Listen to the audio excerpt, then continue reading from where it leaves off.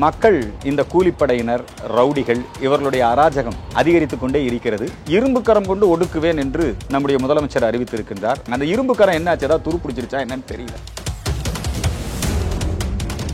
இப்ப டிஎம்கே ஆட்சியில வந்துங்க போலீஸ் ஆட்சி சட்டத்தின் ஆட்சி கிடையாதுங்க.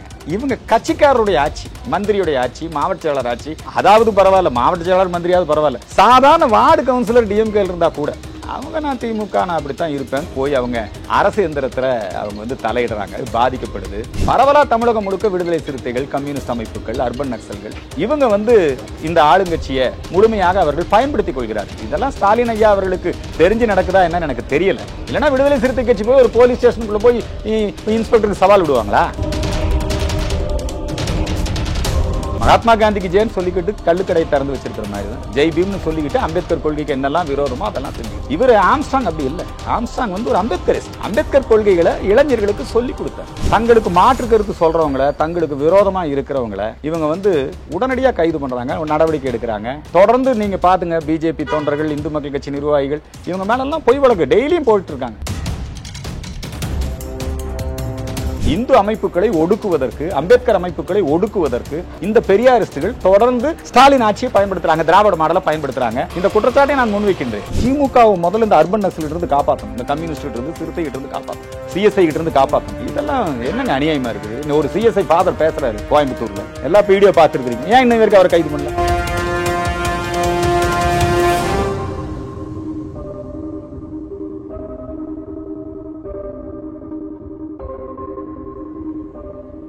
ரேலோன் நேயர்களுக்கு வணக்கம் சார். வணக்கம் சார். ரேலோன் நேயர்கள் அனைவருக்கும் என்னுடைய வணக்கத்தை, வாழ்த்துக்களை தெரிவித்துக் கொள்கிறேன். எப்படி இருக்கீங்க? நல்லா சார். இன்னைக்கு முதல்வர் அவர்கள் வந்து ஆம்ஸ்ட்ராங் அவர்களுடைய குடும்பத்தை வந்து சந்திச்சிருக்காங்க. இந்த ஒரு விஷயத்தை எப்படி பார்க்குறீங்க? முதல்வர் அவர்கள் பகுஜன் சமாஜ்வாதி கட்சியினுடைய மாநில தலைவர் ஆம்ஸ்ட்ராங் அவர்கள் இல்லத்திற்கு வந்து நேரிலே அவருடைய குடும்பத்தாரை சந்தித்து ஆறுதல் கூறியது வரவேற்கத்தக்கது, பாராட்டத்தக்கது. இந்த ஒரு சம்பவத்திற்கு பிறகு அரசியல் பிரமுகர்கள் நிறைய பேர் சொன்ன ஒரு விஷயம் வந்து சட்டம் ஒழுங்கு பிரச்சனை வந்து மிகவும் ஒரு சீர்கேடான நிலைமையில் இருக்குது அப்படிங்கிறத தான் தொடர்ச்சியாகவே சொல்லிட்டு வராங்க. உங்களுடைய கருத்து? தமிழகத்திலே சட்டம் ஒழுங்கு மிக மோசமான நிலையில் இருக்கிறது என்பதற்கு இந்த படுகொலை சம்பவம் மட்டுமல்ல, இதை தொடர்ந்து இந்த சம்பவம் நடந்த பிறகும் கூட தமிழகம் முழுக்க பல சம்பவங்கள் நடைபெற்று கொண்டே இருக்கின்றன. அன்றாடம் பத்திரிகைகளிலே பார்க்கின்றோம், ஊடகங்கள் மூலமாக நாம் கேள்விப்படுகின்றோம். மக்கள் இந்த கூலிப்படையினர், ரவுடிகள் இவர்களுடைய அராஜகம் அதிகரித்துக் கொண்டே இருக்கிறது. இரும்பு கரம் கொண்டு ஒடுக்குவேன் என்று நம்முடைய முதலமைச்சர் அறிவித்திருக்கின்றார். அந்த இரும்பு கரம் என்னவாயிற்று என்று தெரியவில்லை. கடந்த முறை நாம் வந்து கள்ளச்சாராய சாவு நடந்த பொழுது இதே மாதிரியான ஸ்டேட்மெண்ட் சொன்னார். ஆனால் அதுக்கப்புறம் மரக்காணத்துக்கு பிறகு மீண்டும் கள்ளக்குறிச்சியிலே நடந்த போதும் இதே மாதிரியான ஸ்டேட்மெண்ட்டை சொல்லியிருக்காரு. இப்போ வந்து கடந்த முறை தூத்துக்குடியிலே நம்முடைய காங்கிரஸ் கட்சியினுடைய மாவட்ட தலைவர் படுகொலை செய்யப்பட்ட போதும் இதே கருத்துக்களைத்தான் அரசு தரப்பிலே தெரிவித்தார்கள். இப்போ ஆம்ஸ்ட்ராங் அவர்கள் விஷயத்திலையும் இதே கருத்து தான் தெரிவிச்சிருக்காங்க. அந்த இரும்பு கரம் என்னாச்சு, ஏதாவது துருப்பிடிச்சிருச்சா என்னன்னு தெரியல. டிஜிபி மாற்றம் எல்லாம் நடந்திருக்கு சார். டிஜிபி மாற்றம் என்பதை விட ஆளுங்கட்சி அவர்களுடைய அணுகுமுறை மாற்றம். இப்போ ஜெயலலிதா அம்மா ஆட்சியில் இருந்தாங்கன்னா கட்சிக்காரங்க யாரும் போய் ஸ்டேஷனில் போய் எதுவும் பண்ண முடியாது. கட்சிக்காரங்களே என்ன பண்ண முடியும்? ஏடிஎம்கேக்காரன் போய் போலீஸ் ஸ்டேஷனில் பண்ணால் அதில் அவங்க அந்த கட்சியில் இருக்க முடியாது. இப்போ டிஎம்கே ஆட்சியில் வந்துங்க போலீஸ் ஆட்சி சட்டத்தின் ஆட்சி கிடையாதுங்க. இவங்க கட்சிக்காரருடைய ஆட்சி, மந்திரியுடைய ஆட்சி, மாவட்ட செயலாளர் ஆட்சி. அதாவது பரவாயில்ல, மாவட்ட செயலாளர் மந்திரியாவது பரவாயில்ல, சாதாரண வார்டு கவுன்சிலர் டிஎம்கே இருந்தால் கூட அவங்க நான் திமுக நான் அப்படித்தான் இருப்பேன் போய் அவங்க அரசு எந்திரத்தில் அவங்க வந்து தலையிடுறாங்க, பாதிக்கப்படுது. அதனால் இதை வந்து கட்சியையும் சரி பண்ணணும், தன்னுடைய கூட்டணி கட்சிகளையும் சரி பண்ணணும். பரவலா தமிழகம் முழுக்க விடுதலை சிறுத்தைகள், கம்யூனிஸ்ட் அமைப்புகள், அர்பன் நக்சல்கள் இவங்க வந்து இந்த ஆளுங்கட்சியை முழுமையாக அவர்கள் பயன்படுத்திக் கொள்கிறார்கள். இதெல்லாம் ஸ்டாலின் ஐயா அவர்களுக்கு தெரிஞ்சு நடக்குதா என்னன்னு எனக்கு தெரியல. இல்லைன்னா விடுதலை சிறுத்தை கட்சி போய் ஒரு போலீஸ் ஸ்டேஷனுக்குள்ள போய் இன்ஸ்பெக்டருக்கு சவால் விடுவாங்களா? போலீஸாரையே தாக்குறாங்களே, காவல் நிலையத்தில் தாக்குறாங்களே, கோர்ட்டுக்குள்ள பூந்து வெட்டுறாங்களே. இந்த சம்பவங்கள்லாம் தமிழகத்தில் இந்த ஆயுத கலாச்சாரம் இதெல்லாம் எவ்வளவு மோசமாக இருக்கு பாருங்க. அதனால ஸ்டாலின் வந்து தன்னுடைய கட்சிக்காரர்கள் ஈடுபடக்கூடிய நடவடிக்கை குறித்து எனக்கு தூக்கமே வர்றதில்லை அப்படிங்கிறதெல்லாம் சொல்லியிருக்காரு. ஆனால் நடவடிக்கை எடுக்கணும், அதான் நம்ம எதிர்பார்க்கணும். சார், நேற்று வந்து இயக்குனர் ரஞ்சித் அவர்கள் கொடுத்த அவரோட ட்விட்டர் பதிவில் ஒரு விஷயம் வந்து சொல்லியிருந்தாங்க. தலித் மக்களின் பாதுகாப்பை எப்போது நீங்கள் உறுதி செய்ய போகிறீர்கள் அப்படிங்கிற ஒரு கேள்வி வந்து அந்த அறிக்கையில் இருந்தது.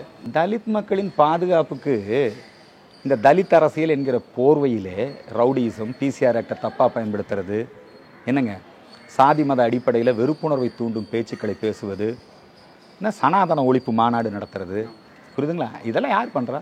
இது ரஞ்சித்தினுடைய நடவடிக்கை அப்படித்தானே.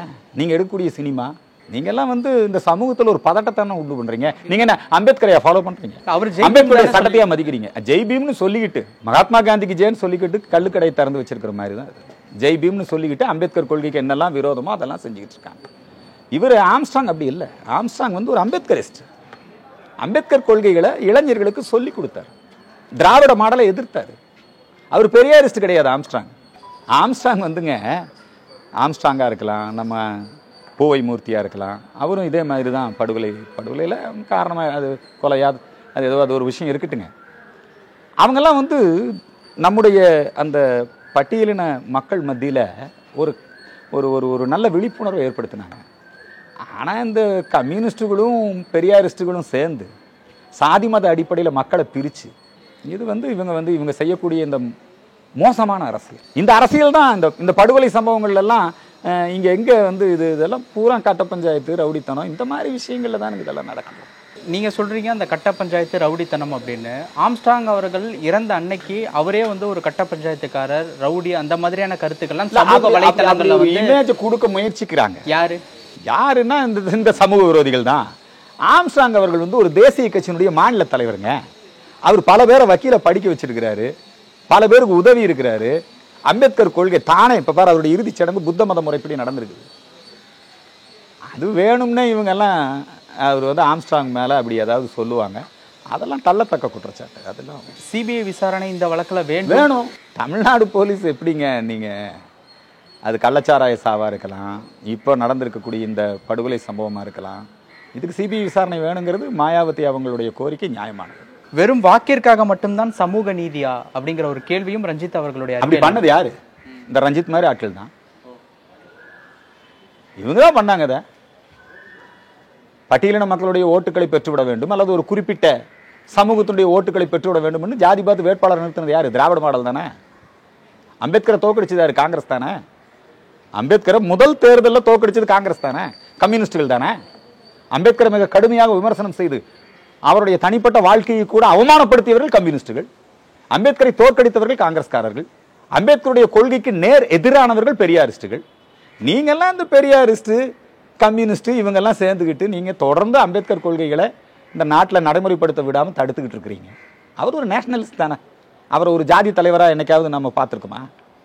ஆம்ஸ்ட்ராங் அந்த கொள்கைகளை முன்னெடுத்தார். நோ திராவிட மாடல், ஜெய்பீம் மாடல்னாரு இல்லையா? நீங்கள் மாயாவதிங்க வந்து நேரில் வந்து ஆம்ஸ்ட்ராங் அவர்களுக்கு ஒரு மிகப்பெரிய மரியாதையை செலுத்தி இருக்கிறார். அவருடைய கட்சி தலைவர் என்பதற்காக மட்டுமல்ல. உண்மையிலேயே மாயாவதிக்கு என்னுடைய பாராட்டுகளை தெரிவித்துக் கொள்கிறேன். மாயாவதி அவர்கள் ஒரு தலித் வந்து முதலமைச்சராக முடியுங்கிறது யார் நிரூபிச்சா? பிஜேபி ஆதரவோட தானே மாயாவதி முதலமைச்சரானாங்க. பிஜேபி நினைச்சா குடியரசுத் தலைவராக, முதலமைச்சராக, பிரதமராக, கட்சி தலைவராக தலித்துகளை கொண்டு வர முடியும். பெரியாரிஸ்ட் நினைச்சா முடியுமா? முடியாது. அவர்கள் பட்டியலின மக்கள் அதிகாரம் பெறுவதை விரும்ப மாட்டார்கள். தலித்துங்கிற போர்வையில் இந்து சமய விரோத வெறுப்புணர்வை விதைப்பதுதான் அவங்க கொள்கை. ஆம்ஸ்ட்ராங் அப்படிப்பட்டவர் அல்ல. மாயாவதி அவர்கள் சென்னையை வந்திருந்தப்போ தமிழ்நாட்டில் சட்டம் ஒழுங்கு பிரச்சனை சரியில்லைங்கிற ஒரு கருத்தை சொன்னப்போ உண்மைதானது. அந்த ஒரு விஷயம் தமிழ்நாட்டுக்கு தேசிய லெவல்ல ஒரு பிளாக் மார்க்னு எடுத்துக்கலாம். உண்மைதான, கரும்புள்ளி தானே. ஒரு சம்பவத்தை மட்டும், இந்த ஒரு சம்பவத்தை மட்டும் அல்லங்க, தொடர்ந்து நடந்துகிட்டு தாங்க இருக்கு. இவங்க வந்து என்ன பண்றாங்கன்னா, தங்களுக்கு மாற்று கருத்து சொல்றவங்கள, தங்களுக்கு விரோதமா இருக்கிறவங்கள இவங்க வந்து உடனடியாக கைது பண்ணுறாங்க, நடவடிக்கை எடுக்கிறாங்க. தொடர்ந்து நீங்கள் பார்த்துங்க, பிஜேபி தொண்டர்கள், இந்து மக்கள் கட்சி நிர்வாகிகள் இவங்க மேலெல்லாம் பொய் வழக்கு டெய்லியும் போயிட்டு இருக்காங்க. எந்த நிகழ்ச்சிக்கும் அனுமதி கொடுக்கறது இல்லை. இன்னைக்கு காலையில் நாங்கள் வந்து ஷெனாய் நகரில் ஒரு கோயில், அந்த கோயிலில் வழிபாடு நடத்த போகிறோம். அதுக்கு பல கட்டுப்பாடுகள் திட்டமிட்டே பண்ணுறாங்க.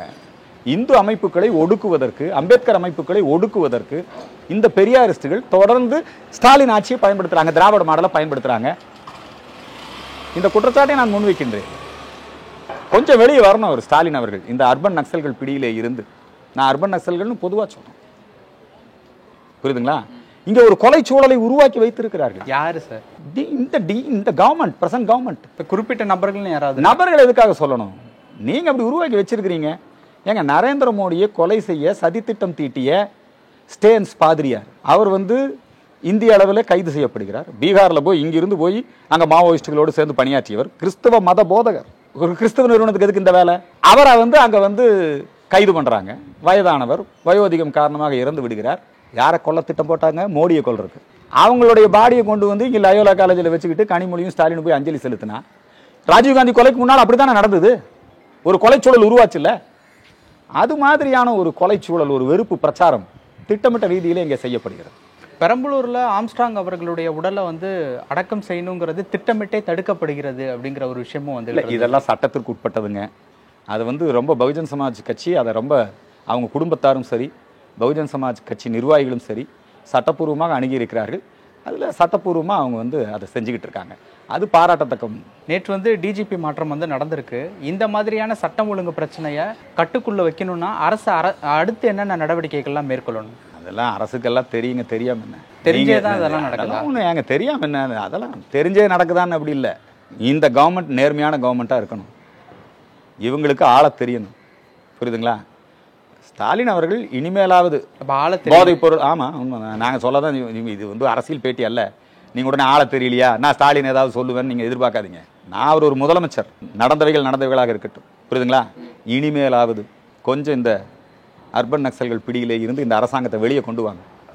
உங்கள் தலைவர் கருணாநிதி, உங்கள் தலைவர் அண்ணாதுரை, அவங்க கொள்கைகளை எங்களுக்கு அதில் மாறுபாடு இருக்குது, அதனை நடைமுறைப்படுத்துங்க. ஈவேரா கொள்கைகளை, கம்யூனிஸ்ட் கொள்கைகளை, விடுதலை சிறுத்தைகள் திட்டங்களை கொண்டு வந்து இங்கே நுழைக்காதீங்க. புரியுதுங்களா? சிஎஸ்ஐ திட்டத்தை கொண்டு வந்து இங்கே நுழைக்காதீங்க. இருமொழி கல்விக் கொள்கைன்னு உறுதியாக இருக்கீங்க. உங்கள் புதிய கல்விக் கொள்கைக்கு உங்களுக்கு என்ன ஆலோசனை சொல்லியிருக்காங்க?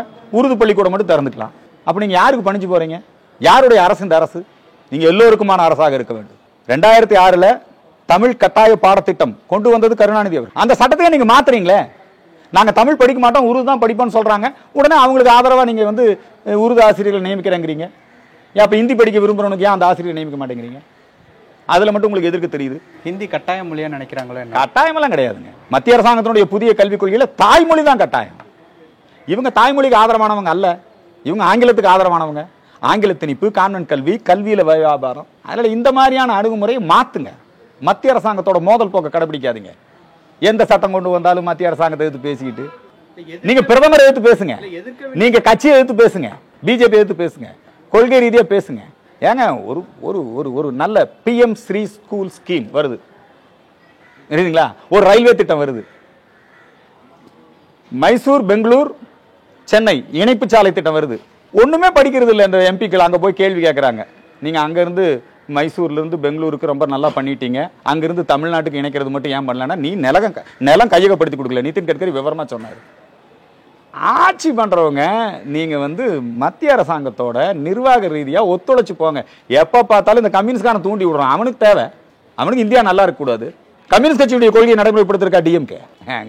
இவங்க வந்து பலியாடுகள். திமுக வந்து பாவம். அது திமுகவை முதல்ல இந்த அர்பன் நக்சல் இருந்து காப்பாற்றணும், இந்த கம்யூனிஸ்ட் கிட்ட இருந்து, சிறுத்தை கிட்ட இருந்து காப்பாற்றணும், சிஎஸ்ஐ கிட்ட இருந்து காப்பாற்றணும். புரியுதுங்களா? இதெல்லாம் என்னங்க அநியாயமா இருக்குது. ஒரு சிஎஸ்ஐ ஃபாதர் பேசுறாரு கோயம்புத்தூர்ல, எல்லா வீடியோ பார்த்துருக்கீங்க. ஏன் இன்னும் வரைக்கும் அவரை கைது பண்ணல? ஏன் பயப்படுறீங்க? அப்ப ரஞ்சித் கேட்கணும் இல்ல, இதான் சாதி மத அரசியலா? இதெல்லாம் தூண்டி விடுறது அவங்க. இல்லை, தொடர்ச்சியா திருமாவளவன் விடுதலை சிறுத்தைகள்னு சொல்லிக்கிட்டே இருக்கீங்க. ஏதாவது கோபமா? ஒரு கோபம் கிடையாது. அவர் நமக்கு எனக்கு இனிய நண்பருங்க. நீங்க என்ன, நான் வந்து குற்றச்சாட்டுகளை சொல்றேன். அவங்க எந்த வழக்குலையும் சம்மந்தப்படலையா? சொல்லுங்க, எந்த வழக்கிலையும் சம்மந்தப்படலையா? எல்லா இடத்துலையும் பண்றாங்க. அதனால சொல்றேன், எனக்கு என்ன, அவருக்கு எனக்கு என்ன இருக்கு? விடுதலை சிறுத்தைகளை அது ஒரு கிறிஸ்துவ அமைப்பா மாறிவிடக்கூடாது. அது ஒரு நல்ல பட்டியலின மக்களுக்கான அமைப்பா இருக்கணும். இப்ப அரசியல் கட்சி அந்தஸ்து வந்திருக்குது, மாநில கட்சி அந்தஸ்து வந்திருக்குது. ஏன் கூட்டணியில இடம் கொடுங்களேன்? நரேந்திர மோடி மட்டும் கூட்டணி கட்சிக்காரனுக்கு இடம் கொடுக்கலன்னு கேட்டீங்கல்ல, கொடுங்கள. திமுக ஆட்சியில திருமாவளவன் அவர்களை கூப்பிடுங்க. 2 சீட்டு இதயத்துல தான் இடம் கொடுத்துருக்காங்க. மந்திரி சபையில் இடம் கொடுப்பா. ஏன் திருமாவளவன் அவர்களுக்கு வந்து ஒரு மந்திரி சபை கொடுங்களேன்? ஏன் கொடுக்க மாட்டேங்கிறீங்க? உங்க சமூக நீதி அப்படித்தான். இந்த ரஞ்சித் என்ன சமூக நீதி எதிர்பார்க்கிறாரு? திராவிட கட்சியை நம்பி என்ன சமூக நீதி உங்களுக்கு கிடைக்கும்? மிக தெளிவா வன்னியரசே குற்றம் சாட்டியிருக்காரு. அந்த நேரலையில இன்னைக்கும் கூட அந்த வீடியோ காட்சி இருக்குது. பட்டியலின மக்கள் பொது தொகுதிக்கு ஆசைப்படக்கூடாது. ஆராசாவை பெரம்பலூர் பொது தொகுதியா மாறினோடனே எங்க தனி தொகுதி கூட்டிட்டு போயிட்டாங்க. இதெல்லாம் ஒரு நீண்ட விவாதம் என்னங்க. அதனால இந்த அளவுல ரொம்ப நேரத்திற்கு ரொம்ப நன்றி. நன்றி.